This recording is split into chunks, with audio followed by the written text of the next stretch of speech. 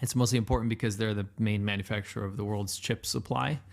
And everyone's vying for that. I mean, you see the global chip shortage and what detriment that has to a lot of nations. So when you are relying on one small source for this, it becomes globally strategically important. And then also just because of its position, I mean, the position in the Taiwan Strait and the South China Sea. Previously on YGZ Taiwan, can you guess who next week's interview is going to be with? Please post your guess in the comments.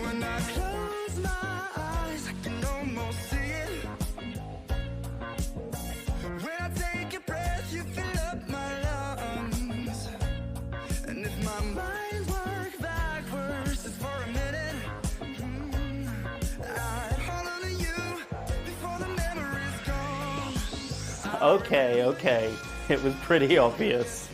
So anyway, let's get on with it, shall we?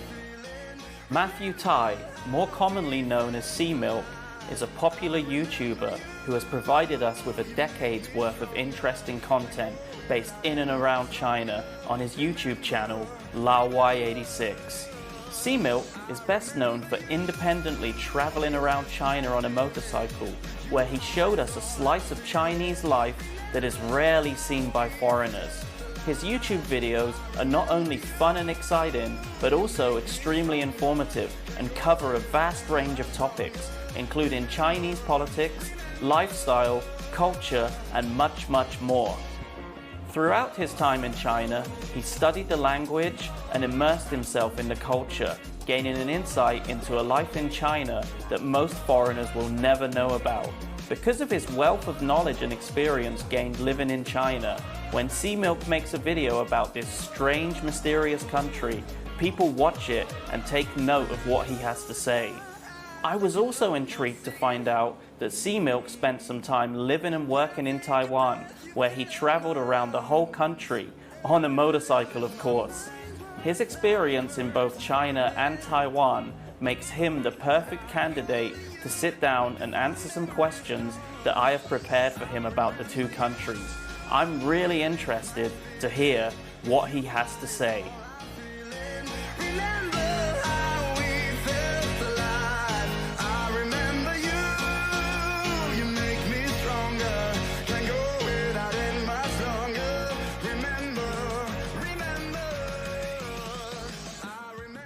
Hey there, everyone. This is LaoY86 on YouTube, and I actually used to live in Taiwan. I lived in Taiwan from 2010 to 2011, about a year and a half. And I went there initially because, actually, 1 year after I moved to China, and actually I originally planned to move to Taiwan, not China. I didn't really have any interest in moving to mainland China. I was a bit intimidated, and although I was interested in the country, it didn't seem like a viable place to live. So I thought about Taiwan instead. I had some Taiwanese friends in college, but it wasn't hiring season at the time. So I actually ended up taking a job in China instead. But then afterwards, I was like, I have to see Taiwan. So I ended up being able to find a job while I was in China for Taiwan. And I moved there. And I'll tell you what, it was so vastly different. I made about, 5 to 7 times more money in Taiwan. I actually ended up paying off all my student debt, all my student loans within 1 year of working there because it was so cheap to live in Taiwan, yet I made so much more money compared to China. And the lifestyle was just fantastic. It was just so good. It was an adventure unto itself, and it was so different from China that I knew that I should have gone there to begin with, but I ended up leaving Taiwan after a year and a half just because I felt like my eyes were opened up to China. I really wanted to see what the rest of the country had to offer, and it's massive, right? So although I finished exploring Taiwan, I had always planned to move back there. And if I hadn't moved back to the US, I'll be honest with you, that's exactly where I would have moved.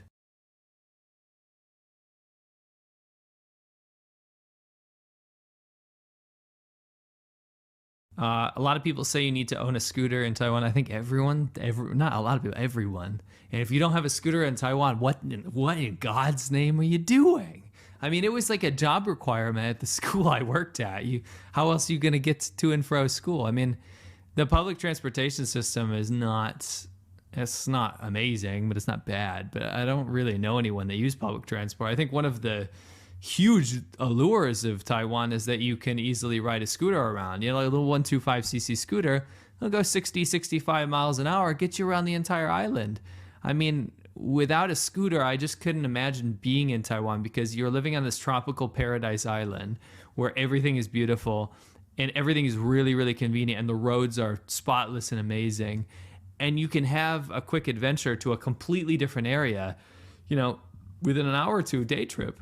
I mean, I remember my buddies and I, we had this little challenge. We would do this all the time. We would go and ride up into like the betel nut forest, basically in Zhanghua, like right outside of Zhanghua where we lived. And we had this idea one day. We're like, if we play at the beach and hang out at the beach like in Tainan, we could actually go from like Tainan into the interior of Taiwan all the way up to where they're getting frost, basically up in the mountains in Hehuanshan. And so we'd be able to technically see a bit of snow, and then at the same time go mess around at the beach within one day, just within hours of each other. And we did it, and it was just one of those things like I could only do this in Taiwan. This is so awesome.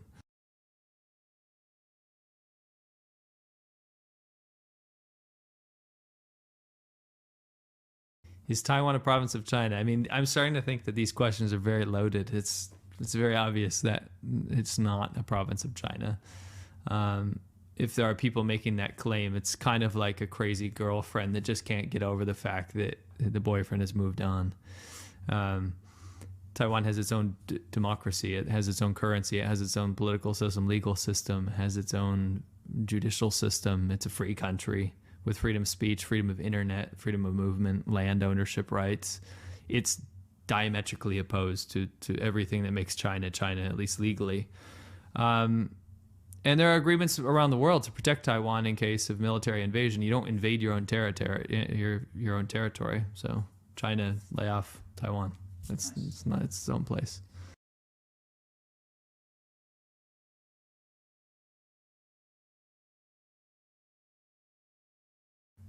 Taiwan's important in 2021 mostly for the chips. I'm not talking about Doritos.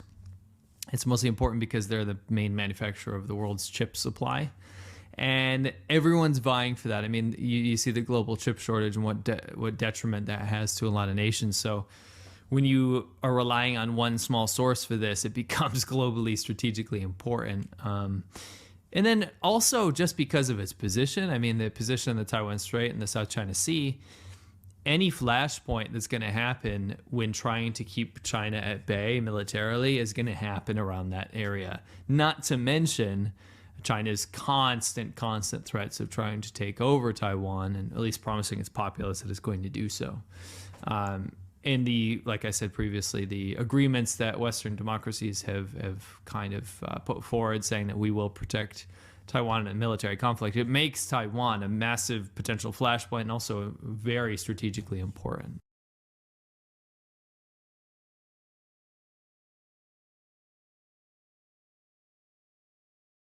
Do I plan to come back to Taiwan in the future? Of course. I would say we've been back twice now since we left Asia in general. And I love it. I love Taiwan, you know, from the bottom of my heart. It's one of those places that I didn't appreciate as much until I left, especially when I went back to China. I had a lot of regrets, to be honest. Not regrets that I went to China, but regrets that I didn't start in Taiwan, because if I had, I don't know, I think my life would be a lot different. Not necessarily better or worse, but different, maybe more positive, you know. It's just a positive place to be. It's a very happy place to be, and I just had so many good times there. But that doesn't mean I can't have more good times in the future. I'm definitely going back.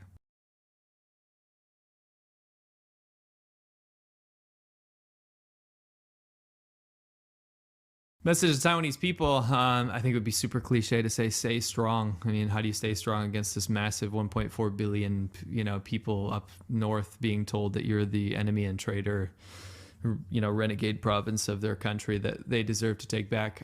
What I want to say is don't ever fall into the trap of trying to keep your mouth shut because you're intimidated by China or the Chinese government.